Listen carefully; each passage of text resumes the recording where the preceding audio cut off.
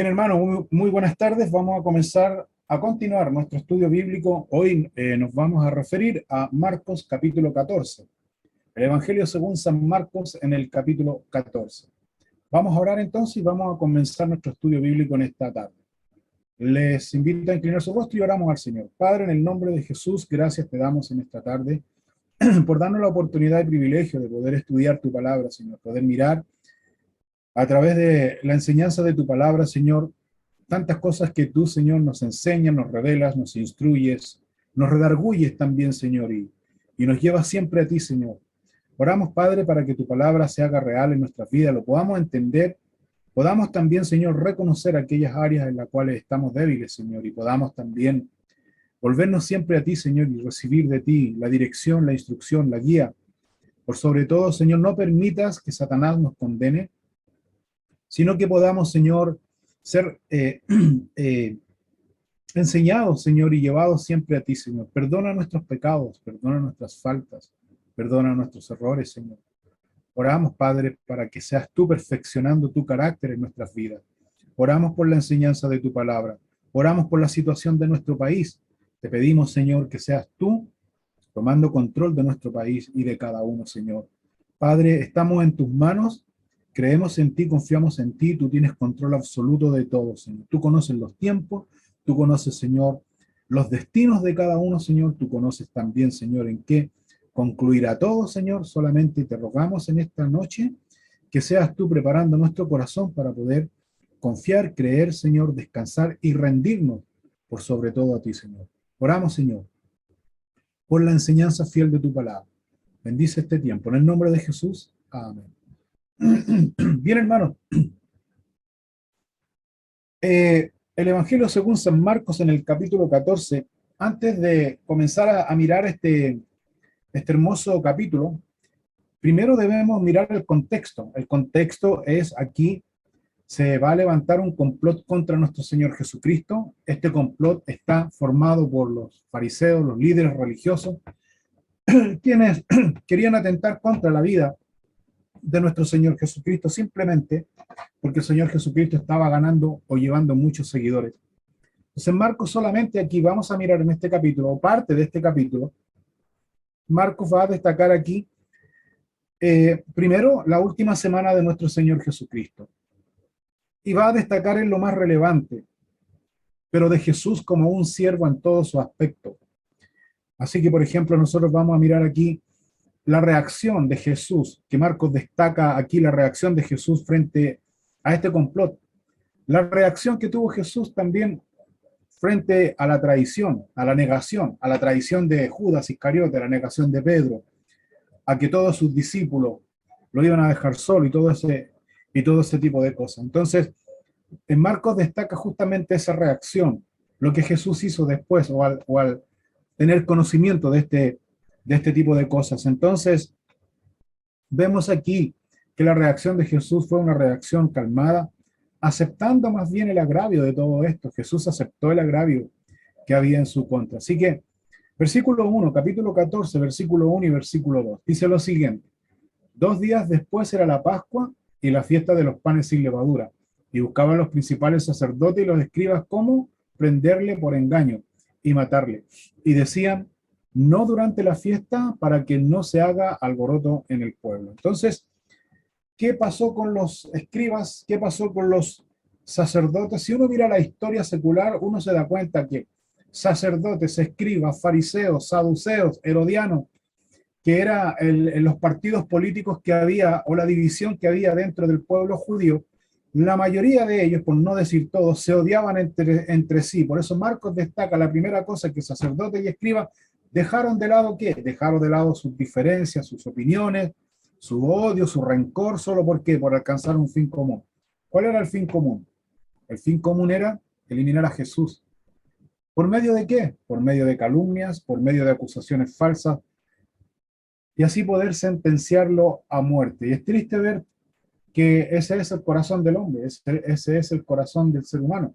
Estamos nosotros viendo la candidatura presidencial en nuestro país y estamos mirando cómo los candidatos sacan cosas para desacreditarse, para poder pisotearse unos a otros. Ese es el corazón del hombre. Esa es la verdadera intención del corazón del hombre.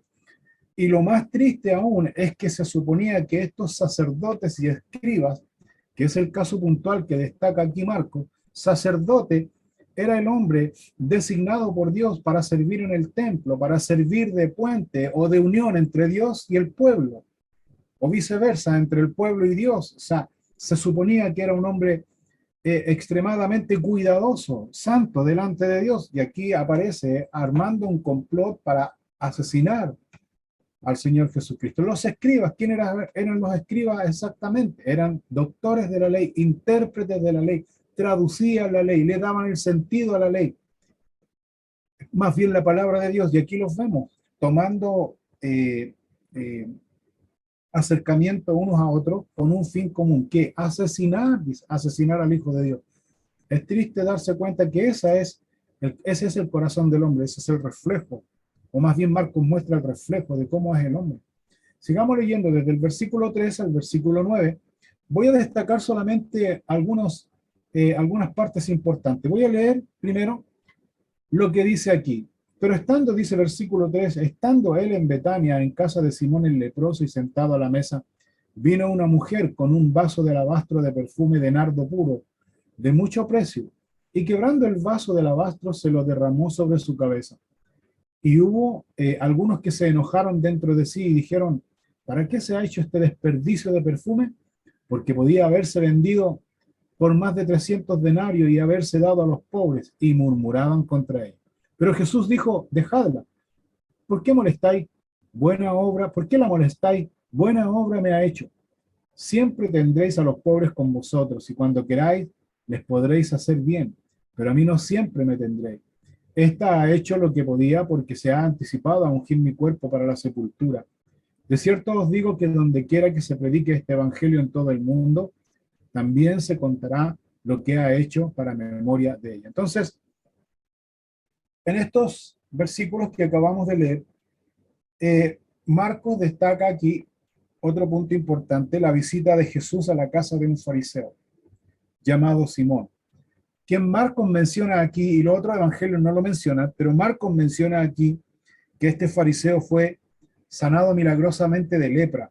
¿Ya? Entonces, ¿qué hace este hombre fariseo? Hace una fiesta en honor a nuestro Señor Jesucristo en agradecimiento. Fíjense, por agradecimiento, porque no fue menor lo que Jesús hizo en él. Un milagro hizo en él. Entonces, en agradecimiento, él hace una fiesta en honor al Señor Jesucristo. Pero este hombre tenía un problema. ¿Cuál fue el problema que tenía este hombre? Este hombre eh, hacía acepción de personas. Este hombre todavía no se había sacado de su corazón el hecho de hacer discriminación contra los publicanos, los bebedores, qué sé yo, etcétera, etcétera, contra los gentiles, contra las personas de dudosa reputación. Entonces este fariseo todavía, por lo que vemos, tenía su alta estima muy elevada, aunque el Señor lo sanó, pero este hombre seguía en cierta manera discriminando. Entonces, aquí Marcos destaca algo interesante. Dice que esta mujer eh, entra de manera sorpresiva y comienza, el Evangelio de Lucas dice que esta mujer comienza a llorar y comienza con sus lágrimas a humedecer los pies de Cristo, y con su cabello, dice, comenzó a secar los pies de Cristo. Aquí Marcos dice que esta mujer derramó sobre el Señor Jesucristo este perfume. Este perfume, recuerden ustedes que era la pensión de vejez que mucha gente reunía, cuidaba y guardaba o depositaba para los términos, para el término de sus días, poder tener una vejez digna y poder también tener una sepultura digna. Entonces era todo su recurso, y esta mujer derrama todo este perfume caro de nardo puro, que Marcos da la especificación aquí, en adoración, en rendición, en entrega, en confianza, en que ya ese recurso monetario ya no es suficiente, sino que Cristo ahora llegó a ser suficiente para ella. Entonces ella, en honor a esto, adora a Dios. Esta mujer pecadora, dice. Es una mujer pecadora. Entonces, vemos nosotros aquí que esta mujer provocó crítica. Dice los otros evangelios que Simón tiene un pensamiento en su mente acerca de esta mujer y acerca del Señor Jesús, porque él le dice, en Mateo dice esto, si Jesús si fuera profeta como lo dice, entonces podría él profetizar qué tipo de mujer era. Entonces Jesús le cuenta la historia de los dos deudores. ¿Se acuerdan? Eso aparece en Mateo. Marcos no lo destaca, solo Marcos destaca que algunos, dice, murmuraban, dice, criticaron. El versículo 4 dice que estos se enojaron dentro de sí y dijeron, ¿para qué se ha hecho este desperdicio de perfume? ¿Y quién era este? Prácticamente era Judas Iscariote. Este hombre era el que estaba enojado, fíjense, Marcos dice que estaba enojado por este, entre comillas, desperdicio. Pero esta mujer no vio, o sea, estos hombres que criticaron, que pusieron a prueba la capacidad de nuestro Señor Jesucristo, estos hombres no miraron lo que vio Jesús en esta mujer. ¿Qué vio Jesús en esta mujer? Jesús vio en esta mujer una adoración genuina, una adoración sincera, una adoración honesta hacia nuestro Señor Jesucristo. Pero quiero destacar aquí algunas críticas. Por ejemplo, primero la mujer adora a Dios con un corazón sincero. La crítica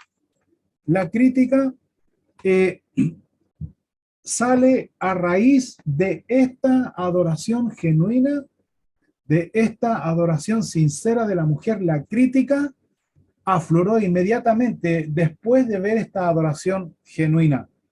Ahora, ¿por qué ellos están criticando esta acción? ¿Por qué ellos critican la mujer, la adoración de la mujer? ¿Por qué razón?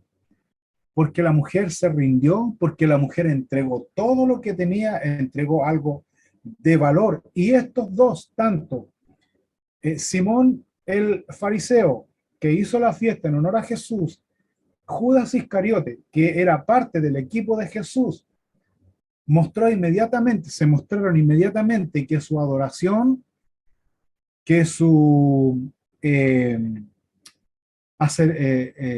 empatía con Jesús era falsa, completamente falsa, o era de apariencia, Entonces,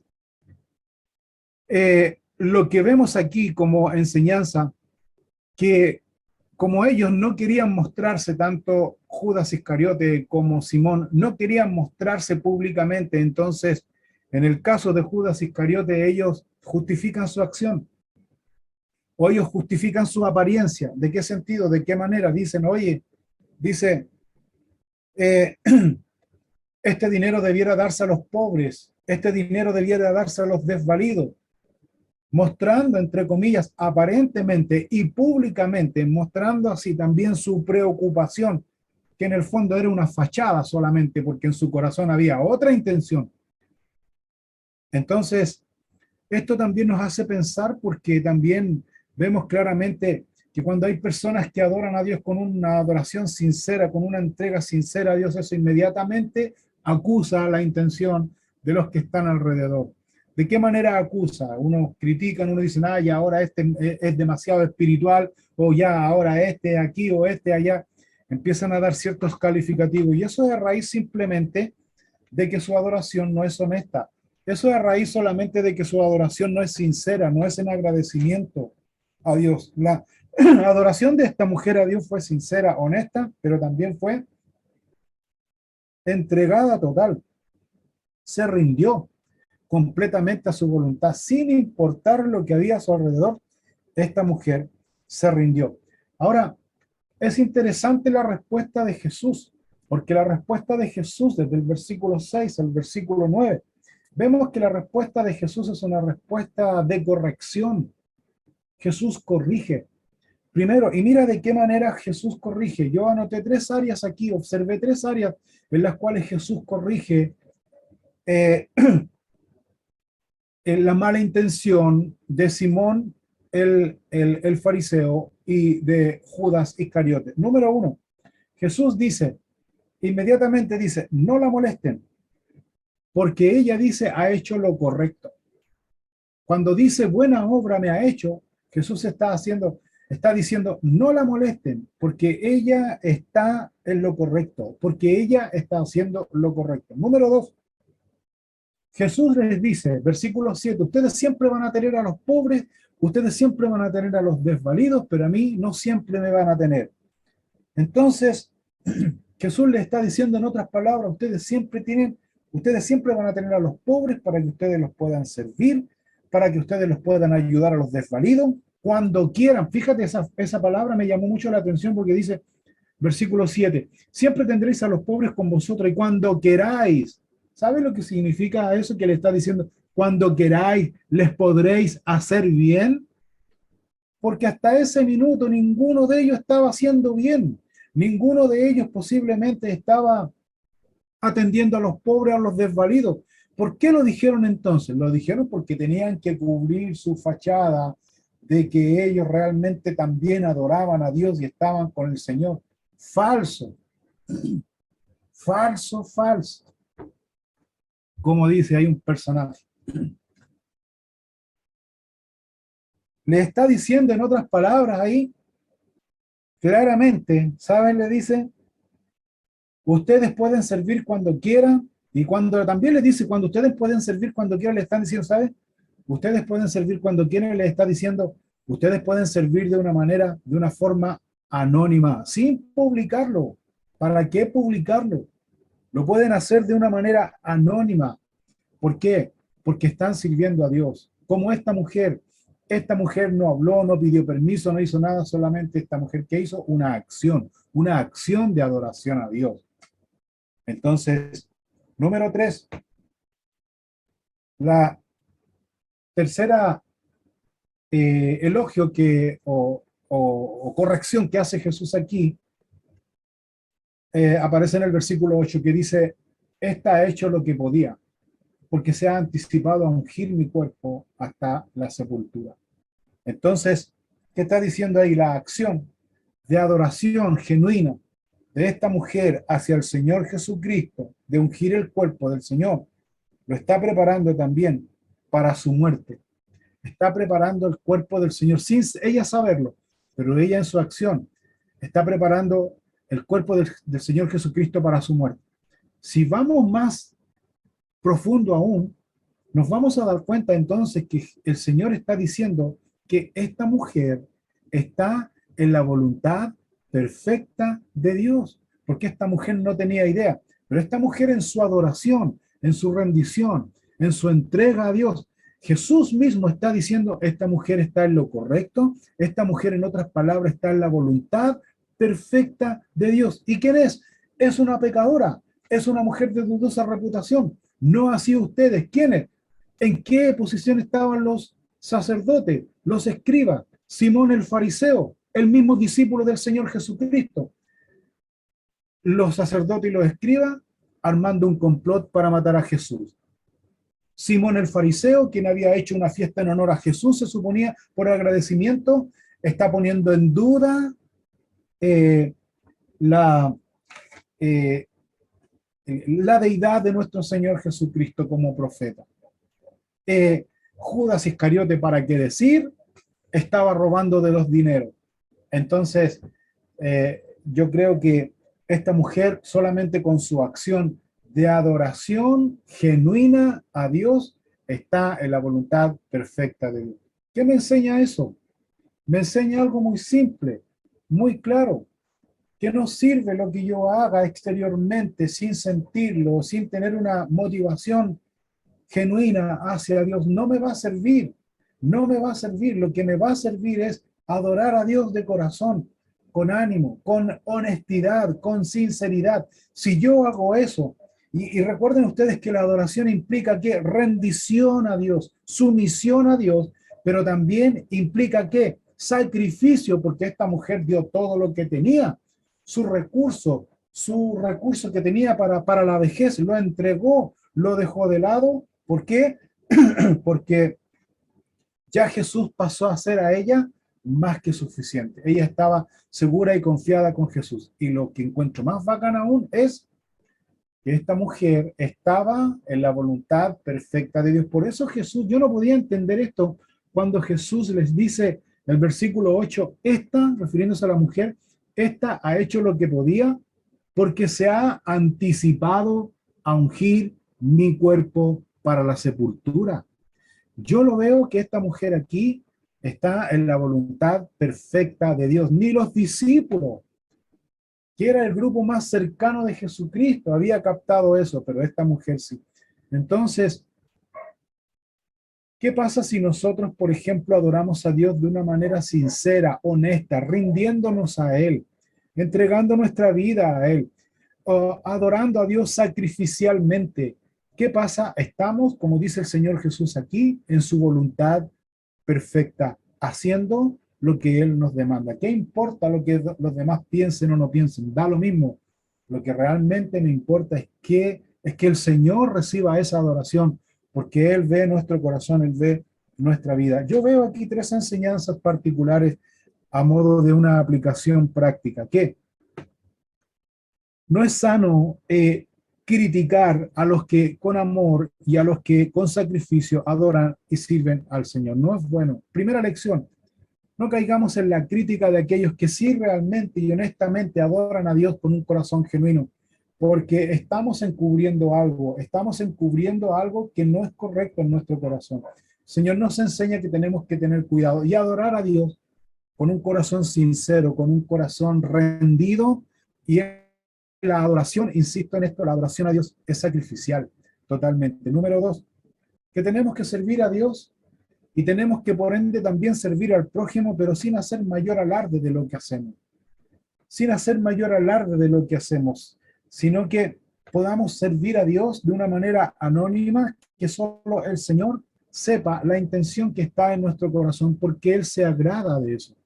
Porque nosotros necesitamos ser aprobados por Dios y no por la gente. Y número tres, que la adoración a Dios no es solamente una acción, sino que no solamente una acción que se debe hacer, sino que la adoración a nuestro Señor de corazón con honestidad es la muestra, es el resultado, es la consecuencia de una entrega, rendición y dependencia.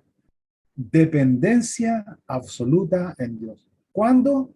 Cuando yo le adoro con honestidad, con rendición, con una entrega a mi Dios.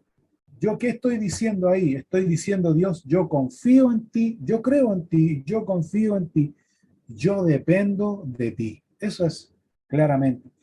Sigamos leyendo. Versículo 10 y versículo 11 dice, entonces Judas Iscariote, uno de los 12, fue a los principales sacerdotes para entregárselo. Ellos al oírlo se alegraron y prometieron darle dinero. Y Judas buscaba oportunidad para entregar. Posiblemente, siguiendo el contexto aquí que Marcos destaca, Judas Iscariote obviamente se sintió completamente identificado. La palabra redarguir significa confrontar cara a cara. Posiblemente las palabras de Jesucristo que dijo en favor de la mujer, de lo que hizo la mujer, posiblemente, no posible, sino que yo creo que acusó la intención de Judas Iscariote. Judas se persiguió, como decimos, Judas se sintió amedrentado seguramente, pero sobre la misma confirmó su desilusión, porque ya Judas venía desilusionado. ¿Cuándo se desilusionó Judas?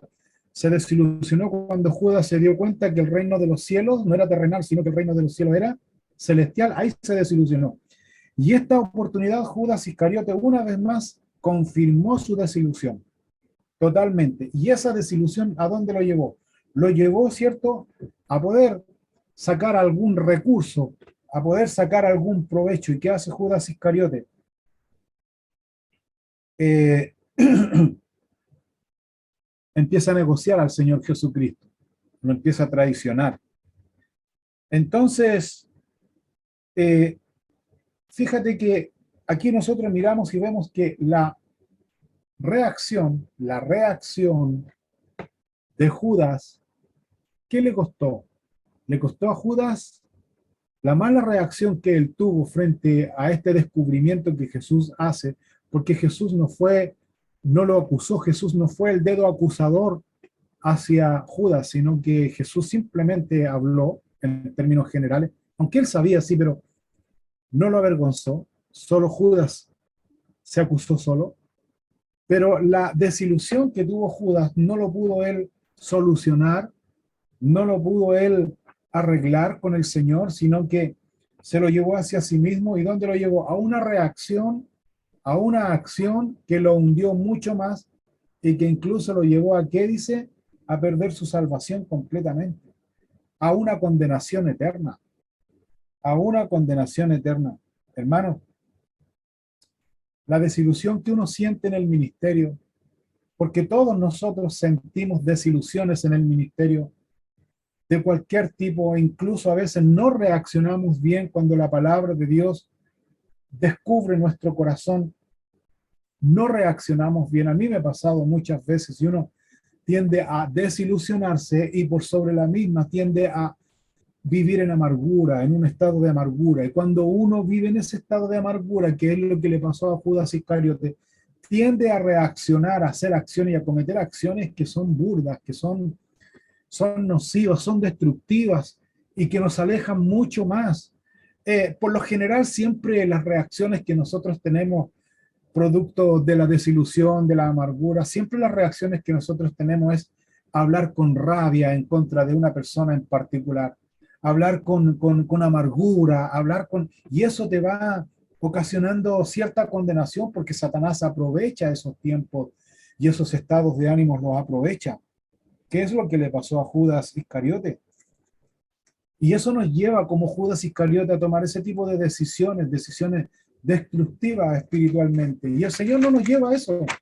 El Señor no nos lleva a eso. El propósito del Señor cuando descubre la intención de nuestro corazón no es que tú y yo nos desilusionemos ni nos amarguemos, no es eso, para nada, sino que podamos nosotros reconciliarnos con Dios, podamos nosotros enmendar y pedir perdón a Dios, porque la tristeza que es según Dios es para restauración, es para reconciliación,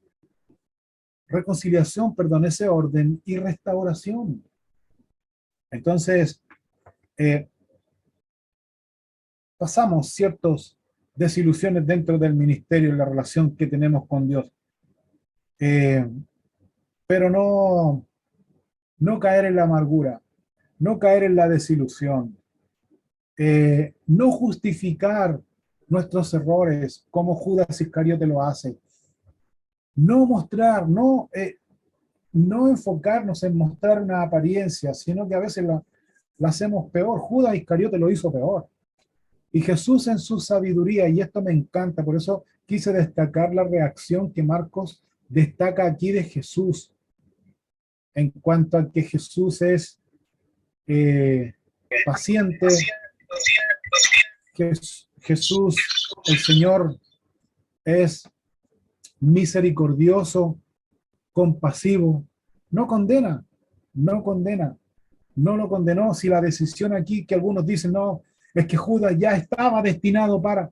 No, si tú miras bien la escritura y observas bien la escritura, te vas a dar cuenta que Judas Iscariote voluntariamente tomó su decisión de condenación. Tomó su decisión. El Señor Jesucristo le dio muchas oportunidades, pero la desilusión lo llevó a la amargura lo llevó a la acción, y la acción lo llevó ¿dónde? A la destrucción total. Entonces, vemos claramente aquí que en eso nosotros siempre tenemos que tener cuidado y detectar. Posiblemente usted esté en la desilusión, pues ahora el Señor Jesucristo le enseña y nos enseña a todos nosotros que salga de esa desilusión, que se enfoque en Cristo Jesús, que se enfoque en la adoración genuina y verdadera que esta mujer le da a Jesucristo.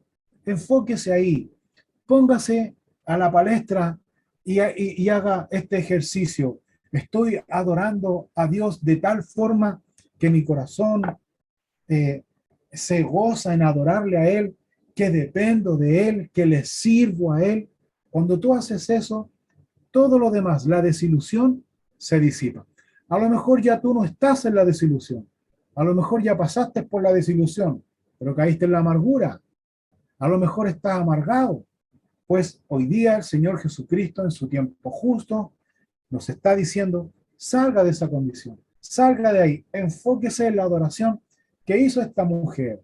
Entregó toda su vida, se rindió, adoró a Dios, entregó su corazón, confió en Dios y se sujetó a Él. Y eso le hace estar en la voluntad perfecta de Dios.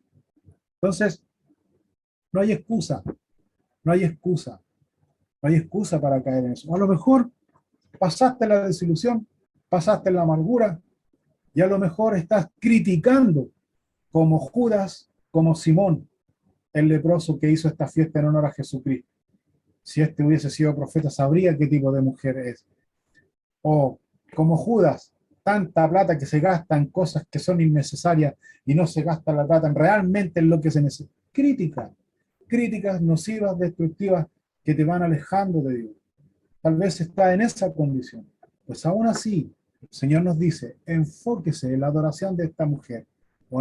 Esta mujer ya estaba en boca de todo, ya esta mujer ya, la verdad es que de dudosa reputación, pecadora, desechada por el pueblo, pero esta mujer recibió de Jesús la atención, la sanidad, salió de ese pozo cenagoso en donde ella se encontraba, el Señor la sacó de ahí, y ella no tenía nada más que dar, solo su ahorro, su dependencia, y lo da y lo derrama ante Jesús, porque ya ese recurso a la cual ella se aferraba no era suficiente, ya pasó a ser prioritario. Lo que pasó a ser prioridad en su corazón y llenó profundamente su corazón fue Jesús mismo. Versículo 12. Desde el versículo 12 al versículo 16, tenemos aquí la preparación de la Pascua. No lo voy a leer, solamente lo voy a mencionar. Desde el versículo 12 al versículo 16 tenemos la preparación de la Pascua. A días de preparación de la Pascua. Y esto también me encanta destacar porque celebraban la Pascua, la liberación, según lo que dice Éxodo capítulo 12, la liberación del pueblo de Israel, cómo Dios los liberó con mano poderosa. Entonces todo el pueblo judío celebraba esto.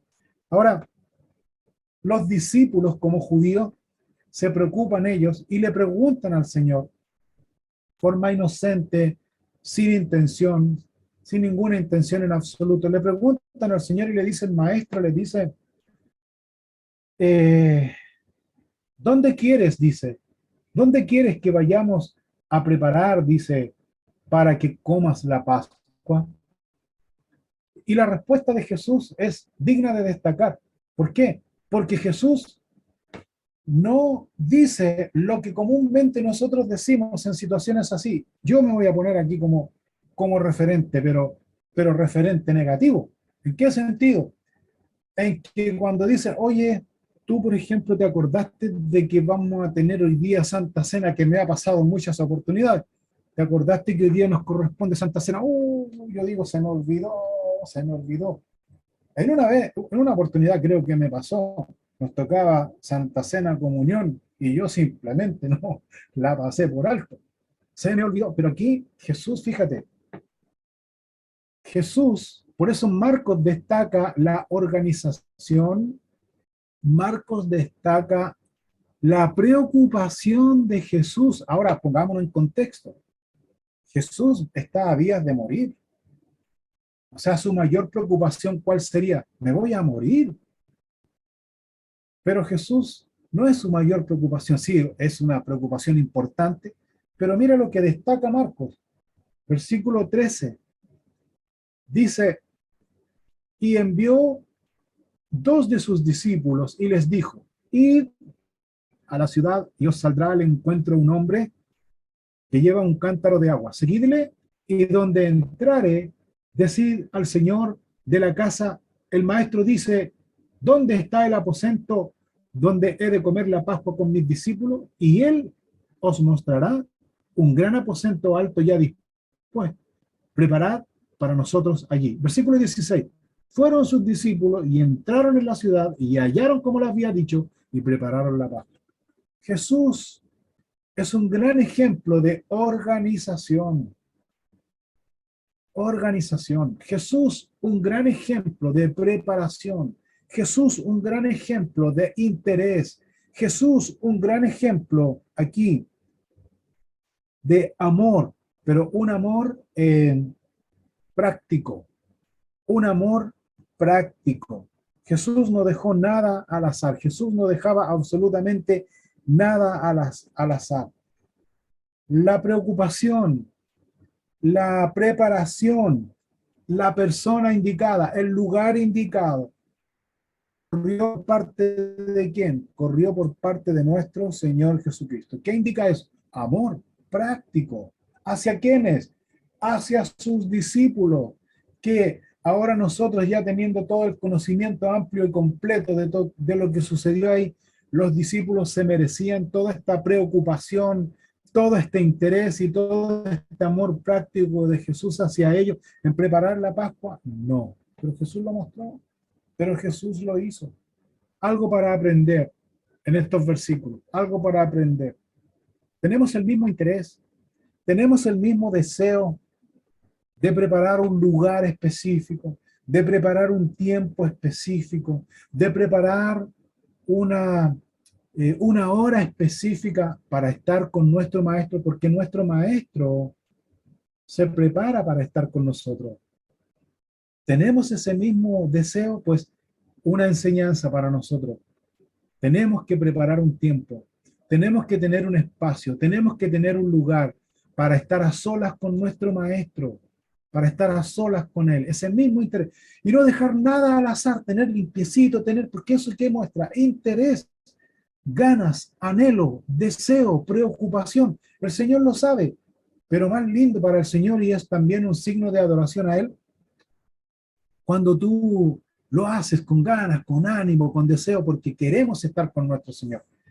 Eso es maravilloso poder destacar, es lo que yo, la verdad, aprendí en esta tarde, al mirar esto. Ese interés que tuvo Jesucristo. E insisto en esto, Jesús se va a morir, pero su preocupación todavía está en la preparación, en que los discípulos estén cómodos. Interesante, aquí hay algunos comentaristas bíblicos que dicen que este hombre, fíjate en este detalle, mira, antiguamente, ¿recuerdas tú la mujer samaritana? La mujer samaritana iba a buscar agua. Culturalmente los palestinos no acarreaban el agua, los hombres no acarreaban el agua, eran las mujeres. Aquí hay un hombre que está acarreando el agua. Interesante detalle, un hombre que está acarreando el agua. Entonces Jesús les dice, cuando vean a ese hombre, ustedes síganlo. Y donde él llegue, ahí ustedes, ahí va a estar el lugar preparado para que celebremos la Pascua. Hay algunos comentaristas bíblicos que dicen que este hombre posiblemente haya sido el papá de Juan Marcos, porque después aparece este mismo aposento, o este aposento, digamos, un aposento similar en donde se reunían, porque los aposentos eran casas de segundo piso que tenían escaleras externas por el patio, subían, y estos aposentos eran lugares pequeños en donde se reunían a tener tiempo de compañerismo, a recibir las visitas, un lugar para descansar, un lugar para meditar y un lugar para reunirse donde los rabinos también se reunían con los discípulos. Algunos dicen que este aposento posiblemente haya sido del papá de Juan Marcos, como dice ahí en Hechos capítulo 12, versículo 12, que era un lugar que era de Juan Marcos. No es exacto la opinión, da lo mismo, el punto es que tenían ese aposento, se reunían ahí en ese lugar. Entonces, pero este hombre me llama la atención, no aparece su nombre, no importa su nombre, pero sí este hombre cuando oyó hablar de que el maestro necesitaba un lugar, este hombre cedió su lugar. Los discípulos posiblemente hayan sido desconocidos, pero ahí está. Y esta segunda vez que Jesús prepara un lugar. La primera vez, ¿se acuerdan cuando entró a Jerusalén? También la misma figura, el mismo detalle. Vayan, dice, a buscar, entren a tal lugar, va a haber un pollino hijo de asna, va a estar amarrado en tal o cual lugar, desátelo, y si alguien les pregunta, el maestro lo necesita, y dicho y hecho, tal cual. Segunda vez, Jesús preparando toda la escena. ¿Qué muestra eso? Insisto en eso. Interés, preocupación, amor práctico, ganas de tener esos tiempos con el Señor, ganas de cumplir la voluntad perfecta de Dios. Otro detalle importante, versículo 16, los discípulos ¿qué hacen? Fueron sus discípulos, entraron en la ciudad, hallaron como les había dicho, prepararon la Pascua. Hallaron como les había dicho. ¿Quién? Los discípulos. La palabra hallaron quiere decir confirmaron. Confirmaron tal cual lo que Jesús les había dicho. Lo confirmaron. Eso me llama la atención y a una observación práctica. Porque eso también fue parte de fortaleza espiritual y aumento de fe para los discípulos. Mi pregunta es para todos ustedes. Yo ya me la hice ya. Y se la voy a hacer a ustedes. Mi pregunta para todos ustedes. Usted personalmente, no colectivo ni general, sino usted personalmente, ¿usted ha confirmado que las palabras del Señor en su vida son verdad, son real, son fidedignas? ¿Lo ha confirmado usted personalmente? Porque esto es una experiencia personal. ¿Lo ha confirmado? Porque es necesario siempre confirmar la palabra de Dios. Lo que Dios me dice en su palabra, yo lo he podido confirmar. Por ejemplo, con Cristian creo que estudiaron la semana pasada la venida del Hijo del Hombre. Y él decía algo importante ahí. De la higuera aprender. De la higuera aprender la parábola. Cuando ya dice su rama está tierna y brotan las hojas, sabéis que el verano está cerca. Así también vosotros, cuando veáis que sucedan estas cosas, nosotros ya hemos comprobado estas cosas. Las señales de los últimos tiempos, las señales de la venida de Jesús. Lo hemos comprobado. Entonces, podemos decir entonces que la palabra de Dios es fidedigna, que la palabra de Dios es real. Podemos decir, sí, lo hemos comprobado. Pero ¿sabes qué, hermanos? Es muy necesario, porque yo veo aquí que los discípulos, a título personal, ellos confirmaron las palabras de Dios. Es necesario que tú y yo, siempre, cada momento, todos los días, podamos también confirmar de que tú y yo estamos en la voluntad perfecta de Dios. Es muy bueno, hermano, es muy bueno hacerse un autoanálisis personal. Estoy en la voluntad perfecta de Dios. Le estoy adorando con un corazón honesto, sincero. Realmente estoy confiando en Dios. Creo en Cristo. Realmente me rindo a Él y realmente yo descanso y dependo 100% de Dios. Son preguntas que siempre nosotros como varones siempre debemos hacernos, hermano, porque eso va a determinar también en qué condiciones espiritualmente estamos con Dios. Siempre es bueno hacerse ese autoanálisis. Aquí el Señor nos invita a hacer eso. Mirar, desde el versículo 17 al versículo 25, al versículo 22 exactamente. Desde el versículo 17 al versículo eh, claro, al versículo 22, 21, perdón. Versículo 17 al versículo 21. Vemos que llegó la noche, se reúne Jesús con los discípulos, está reunido en la mesa con los discípulos y Jesús lanza el segundo mensaje de confrontación personal a conciencia al traidor. Porque dice el versículo 18 en la parte B, cuando ya estaban todos sentados, contentos, listos a prepararse para la cena, Jesús dice, de cierto os digo que uno de vosotros que come conmigo me va a entregar. Todos se sorprendieron. Todos se alarmaron. Se alarmaron mucho. Pero había uno que ni se sorprendió, ni se alarmó. Y esto es terrible, hermano. Como decía delante, La desilusión te lleva a la amargura. Pero también la amargura, como nosotros miramos aquí, frente a este mensaje a conciencia que Jesús da a todos sus discípulos, la amargura también te lleva, en el caso de Judas Iscariote aquí, que era el traidor, la amargura también te lleva a cerrar tu corazón. Cerró su corazón. Y eso es triste, es muy triste. Ponte en el lugar de Judas Iscariote.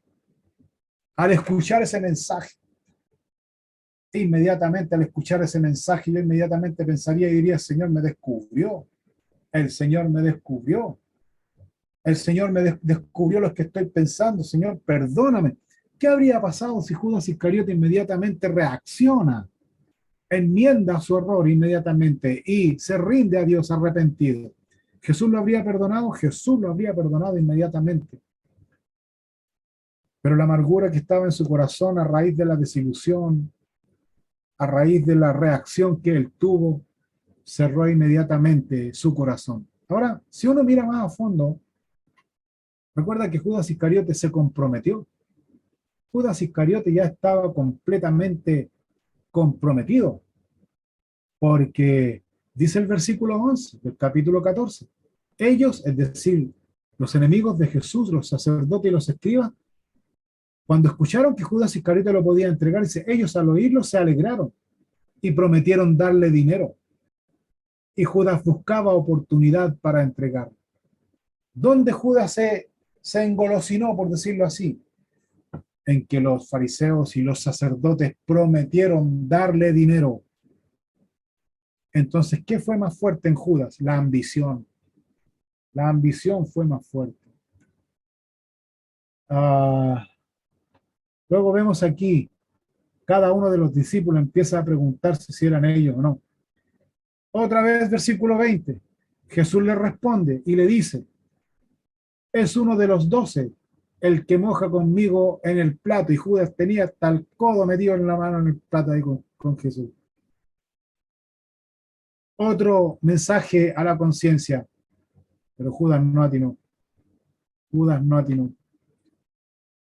Otro mensaje a la conciencia que Marcos destaca, versículo 21, la verdad del Hijo del Hombre va según está escrito de él. Mas ¡ay! Y no es condenación, sino simplemente una alarma, una advertencia, un último llamado, por decirlo así, más ay de aquel hombre por quien el Hijo del Hombre es entregado. Bueno le fuera a ese hombre no haber nacido. Tremendo mensaje a la conciencia, es el último mensaje a la conciencia. Y ahí tú te puedes dar cuenta hasta dónde la desilusión, la amargura, la ambición, que es las características de Judas Iscariote, el compromiso que tuvo con el hombre, puede alcanzar y cerrar el corazón hasta la muerte, hasta arrastrarlo a la muerte y a la condenación eterna. Porque el que está hablando aquí no es ni Pedro, no es ni Juan, eh, sino quién es el que está hablando aquí, Jesús, el Hijo de Dios. Uno queda sorprendido, queda impactado, choqueado, por decirlo así. Pero ¿sabes qué, hermano? Si lo llevamos a una aplicación práctica, a veces la palabra de Dios es la misma palabra, es la misma enseñanza que cala profundamente en nuestro corazón. Y nosotros somos muchas veces tan duros y tan cerrados como Judas Iscariote. Entonces el Señor nos dice en esta noche que volvamos a Él, que nos rindamos a Él, que nos acerquemos a Él, que podamos rendir nuestra vida completa. El versículo 22 al 25 dice lo siguiente, y mientras comían, Jesús tomó pan y bendijo y lo partió y les dio diciendo, tomad esto, tomad, esto es mi cuerpo. Tomando la copa y habiendo dado gracias, les dio y bebieron de ella todos. Y les dijo, esto es mi sangre del nuevo pacto que por muchos es derramada. De cierto os digo que no beberé más del fruto de la vid hasta aquel día que lo beba nuevo en el reino de Dios. Nosotros vemos aquí que es Jesús, el anfitrión oficial, que está él partiendo el pan y compartiendo la copa.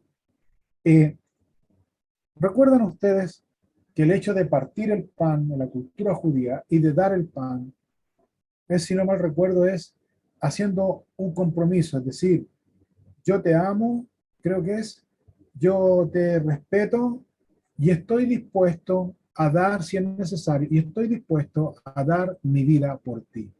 Eso significa el hecho de partir el pan y entregarlo.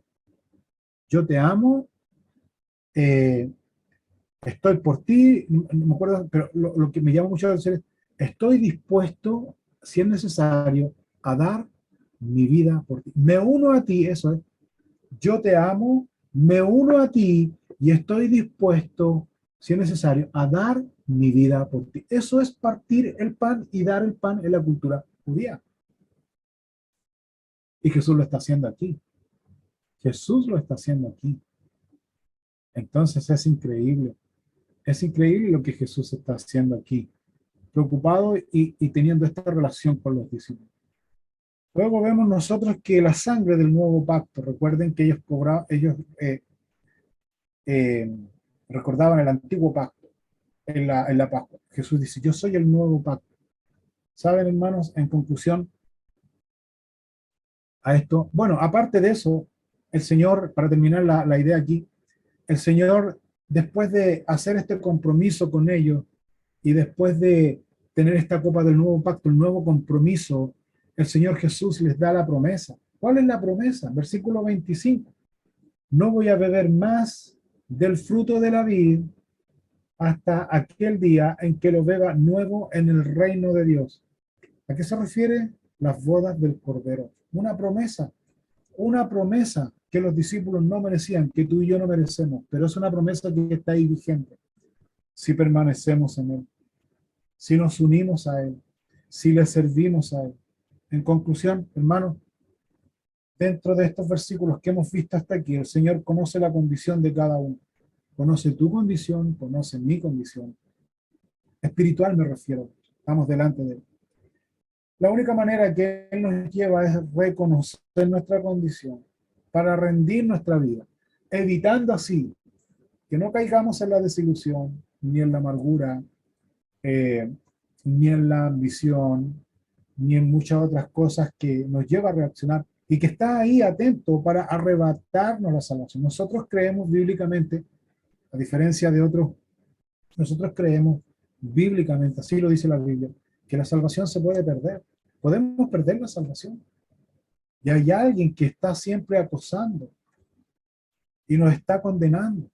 Por eso estas cosas que vemos aquí, que son producto de la carnalidad o de la naturaleza pecaminosa que todos nosotros tenemos, el Señor en esta noche nos confronta, no para condenar, sino para reconciliarnos con Él y prontamente también y luego restaurarnos, restaurarnos en nuestra relación personal con Él. Así que, hermanos míos, eso humildemente quería compartir con ustedes en estos primeros versículos de lo que el Señor nos ha enseñado. Próximo lunes ya es el último estudio que nosotros vamos a tener, por eso quise dejar de los versículos 26, 14, 26 para continuar a través del capítulo 15 y el versículo 16, que el capítulo 15 o de aquí del versículo 26 habla toda lo que conlleva, digamos, la previa a la muerte de nuestro Señor Jesucristo, la crucifixión de nuestro Señor Jesucristo, y el capítulo 16 habla de la resurrección de nuestro Señor Jesucristo. Dios les bendiga, hermanos, oramos y damos gracias a Dios por su palabra.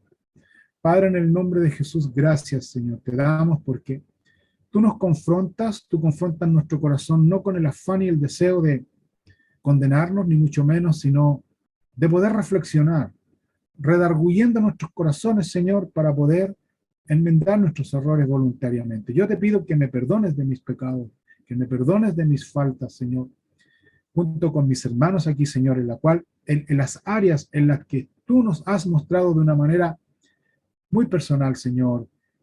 Y te rogamos, Dios, que tú nos ayudes, Señor, para poder adorarte de una manera sincera, transparente, con honestidad, sacrificialmente, pero también, Señor, adorarte, Señor, totalmente, Señor, teniendo una dependencia absoluta en ti, una confianza absoluta y plena en ti, Señor.